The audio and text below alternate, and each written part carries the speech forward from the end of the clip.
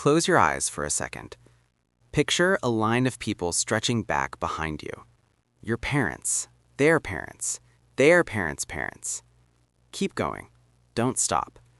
Push past the candlelit portraits and the faded daguerreotypes, past the peasants who never learned to write their own names, past the soldiers who came home from wars that don't have movies made about them yet. Keep going. The line gets thinner now, harder to see. The faces stop looking like faces you'd recognize in a crowd. The clothes dissolve, the language dissolves, the names, all of them, dissolve. And at the very end of that line, crouched in the shadow of a rock somewhere in sub-Saharan Africa, is a person, barely 30 years old, probably already considered old. Their hands are crocked from cold, their ribs are visible, their eyes are scanning the horizon for something, a predator, a storm, a sign of food, anything. They have no idea you exist, but you exist because they do. Here's what nobody tells you about being human. You are not the default outcome of a stable and forgiving universe. You are a statistical miracle stacked on top of a biological miracle, stacked on top of a geological coincidence. You are here because thousands of your ancestors faced moments that should have ended everything and didn't. Today, we're going to walk through 5 of those moments, not as history, as your story, because it is. The Ice Age, 20,000 years ago. You wake up and the world is white. Not the soft white of a winter morning you can watch from a window with a warm drink. This is the white of absolute cold, the kind of cold that doesn't feel like temperature anymore. It feels like intention, like the planet is actively trying to remove you from it. The ice sheets in your world extend 2 miles thick in some places. The sky is low and pale. The wind has no mercy and no memory. You are not cold because your heating broke. You are cold because this is the entire world now. Your group, maybe 30 people, maybe fewer, slept last night in a structure made from the bones of woolly mammoths, covered in stitched hides. The person who taught you to sew those hides together died last autumn. You are now the one who teaches. Breakfast is whatever you found yesterday. Probably not enough. You leave camp before the sun fully rises because the animals you're hunting move at dawn, and the cave lion also moves at dawn. And the difference between hunter and prey today comes down entirely to which one of you spots the other first. The cave lion, Panthera spelaea, weighs over 400 pounds and is faster than anything you've ever imagined moving. You have a spear, not a rifle, not a trap with mechanical precision. A spear, wood and sharpened stone, tied together with animal sinew. You have been practicing throwing it since you were a child. This is the apex of your civilization's weapons technology. And here's the thing about the Ice Age that doesn't fit neatly into documentaries. It wasn't a disaster that happened to humans. It was the backdrop, the permanent condition. Your ancestors didn't survive the Ice Age the way you survive a bad weekend. They built an entire culture inside it. They painted the walls of caves in southern France with breathtaking precision, horses mid-gallop, bison turning in herds, handprints pressed in red ochre saying, "I was here, I was here, I was here." They composed music on carved bone flutes. They buried their dead with flowers and red pigment, which means they believed in something beyond death, which means they had time to wonder, which means they were already more than just survival machines. But a bad winter could still end your bloodline overnight. A wound that breaks the skin in a world with no antibiotics is a death sentence on a slow timer. A broken tooth kills you. A broken leg kills you. A failed hunt 3 weeks in a row kills everyone. You made it through anyway. The dawn of agriculture, 10,000 years ago. You plant something in the ground and you wait. This is new. This is strange. Every instinct you have, built over hundreds of thousands of years of moving, hunting, following the herds and the seasons, is telling you that staying in one place is wrong, that stillness is vulnerability, that roots are for plants, not people. But you stay anyway, because someone had the idea, and the idea, frustratingly, makes sense. You build a structure, more permanent this time, mud brick, not bone. Your village grows. People come from other groups following rumors of stored food and rooted community. Children are born who will never know the nomadic life. They'll never sleep under open sky by choice, never learn to read a landscape for water, never understand instinctively which direction the wind carries predator smell. Something is lost, right there, in the trade. And something new arrives, uninvited. When 30 people live and travel together, disease can only spread so far. When 300 people live in close quarters, share wells, butcher animals in the same spaces, breathe the same enclosed air, disease finds an infrastructure it's never had before. Your teeth, which evolved for a varied diet of a hunter-gatherer, are now grinding grain all day. The carbon isotopes locked inside ancient skeletons tell this story without ambiguity. Early farmers were shorter, sicker, and more malnourished than the hunters who came before them. You traded freedom for stability, and stability for a whole new category of risk. One bad harvest and everyone starves. You can't just move anymore. Your food is here. Your home is here. Your dead are buried here. When the locust swarm comes, you watch it arrive from the edge of your field and you understand for the first time the specific terror of helplessness. But you adapt. You store more, you trade, you learn which crops can survive drought, which can survive flood. You build systems. Slowly, over millennia slowly, you build the foundation of everything that will come after. The Mongol invasions, 12th century CE. You are in a city. It is a great city, one of the greatest in the world at this moment in time. Libraries with more manuscripts than you could read in a lifetime, astronomers charting the stars, merchants who have traveled from the edges of the known world and back, physicians who understand the body in ways that will not be matched in Europe for another 3 centuries. You have heard rumors from the East, distant, difficult to believe, stories of a people who move like weather, fast, total, and indifferent to whatever was there before them. Stories of cities that were alive one week and ash the next. You tell yourself the rumors are exaggerated. They are not exaggerated. The Mongol army under Genghis Khan and later his sons and grandsons built the largest contiguous land empire in human history, not through some secret diplomatic genius, but through a form of organized violence so efficient it functioned almost like a natural force. Mounted archers who could fire backwards at full gallop with accuracy that modern competitive archers struggle to replicate. Siege engineers recruited from conquered cities and turned against the next one. A psychological strategy that was almost as effective as the military one. Surrender immediately and you might survive. Resist and nothing survives. Not the buildings, not the libraries, not the irrigation systems that took generations to build. Not you. Historians estimate that the Mongol campaigns killed somewhere between 10 and 15% of the entire global population.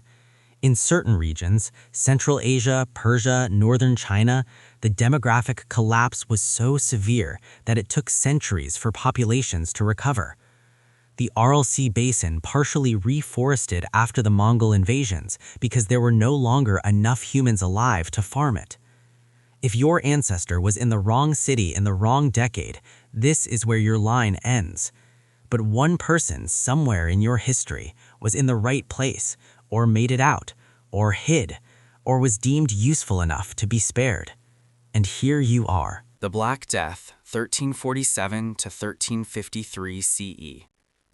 You feel it first as a chill, then the fever, then the swelling, hard, dark, agonizing beneath your armpit, at the base of your throat, in the soft hollow of your groin. Buboes, they will be called. The word sounds almost soft. The reality is not soft. Nothing about this is soft. The year is 1348, and the plague arrived in Europe the way catastrophe usually arrives. First as a rumor, then as a statistic, then as someone you know. You live in a world that has no framework for what is happening. The best medical minds of the era, men who studied at the great universities, who inherited a tradition of scholarship going back to Hippocrates, have no useful answer. They bleed patients, they burn herbs, they consult astrological charts. One theory holds that the plague was caused by a particular alignment of Saturn, Jupiter, and Mars in the sign of Aquarius. Another holds that it comes from corrupted air, miasma, and that the solution is to carry flowers and perfumed cloths to breathe through. The physicians who walk the streets wearing long beaked masks stuffed with aromatic herbs are not being absurd. They genuinely believe this is the mechanism of protection. They are wrong, but they are trying. The actual mechanism, Yersinia pestis, a bacterium carried by fleas on rats, is invisible, undetectable, and everywhere. You can catch it from a shared cup, from clothing, from touching the wrong surface and then touching your face, from simply being in a room where someone exhales. Between 1347 and 1353, somewhere between 30 and 60% of Europe's population dies. Entire villages are abandoned, not evacuated, abandoned. Bodies buried in mass graves or not buried at all. Priests refuse last rites because they fear the infected. Families barricade themselves in houses. Neighbors stop speaking. The social fabric of an entire civilization tears open, and what pours through is something that looks, from a distance, like the end of everything. And yet, not quite. The same catastrophe that killed half of Europe also, inadvertently, reshuffles the power structure of an entire civilization. Surviving laborers, suddenly scarce and in demand, had leverage they'd never had before. Landlords who'd treated serfs as furniture now had to negotiate. Wages rose. Serfdom began its long, slow collapse. The intellectual and cultural movement we now call the Renaissance was seeded, in part, by the particular desperation of a civilization that had survived something unsurvivable and was trying to figure out what to do with the fact that it had.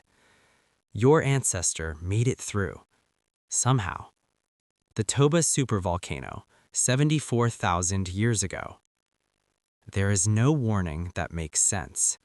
There is a sound, or more accurately, there is a force that moves through the ground before the sound arrives, a wrongness in the earth that every animal on the continent registers in its nervous system simultaneously. Then the sky changes color in a way that has no name in any language that exists yet. Then the ash begins to fall. The Toba supervolcano on what is now the island of Sumatra erupts with a force approximately 5,000 times greater than the 1980 eruption of Mount St. Helens. It launches over 670 cubic miles of material into the atmosphere. The cloud does not dissipate. It spreads across the Indian subcontinent, across Africa, around the entire planet. The sun does not set. It simply disappears.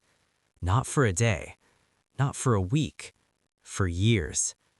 Estimates range from 6 to 10 years of volcanic winter, a sustained dimming of sunlight severe enough to drop global temperatures by as much as 27 degrees Fahrenheit. In that darkness, plant life collapses. The herbivores that depend on plant life collapse behind it. The predators that depend on herbivores collapse behind them. Entire food chains built over millions of years of evolutionary patience come apart in a single decade. For your ancestors, early Homo sapiens, already living on the thin margin of survival in a world that offers no safety nets, no stored food, no infrastructure, this is not a crisis. This is an extinction event. Genetic evidence suggests that the total human population after Toba may have fallen below 3,000 individuals. Some estimates go lower, 10,000 people. 5,000, perhaps fewer, scattered across a continent, separated by collapsed ecosystems in desperate distance, with no way to find each other, no way to know if the sun was ever coming back. Think about what 3,000 people means in the context of a species. There are high schools with more students than that. There are apartment buildings. A stadium crowd is 100 times larger. The entire future of every human being who has ever lived since, every painter, every philosopher, every soldier, every farmer, every child who ever laughed, balanced on the survival of a group of people you could fit inside a small concert hall. They had no idea they were carrying the future. They were just trying to find food in the dark. And somewhere, in a cave, beside a dying fire, sharing what little remained with the people closest to them, they made the same quiet decision that your ancestors made at every other point on this list. Not today. Not yet. Here is what we don't say enough. You are not the result of passive survival. You are the result of active survival.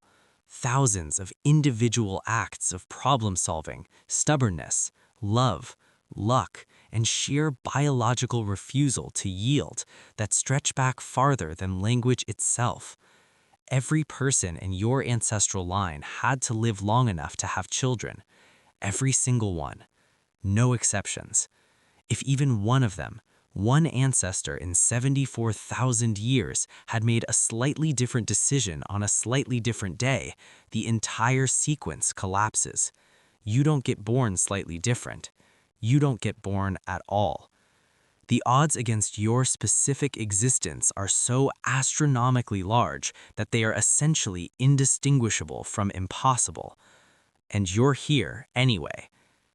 The next time the world feels like too much, the next time the ordinary life presses down in that particular way it sometimes does, remember the person who survived Toba, the farmer who watched their crops fail and planted again, the one who fled a burning city with nothing but their life and kept moving, the one who buried people they loved in the dark years of the plague and then somehow kept going. You come from survivors, not just biologically, not just genetically. You come from people who decided, again and again, in conditions that make your worst days look like a mild inconvenience, that the answer was forward. That's what you're made of. That's what you are. If this hit different, share it with someone who needs the reminder. Subscribe for more second-person history that makes you feel the past in your chest.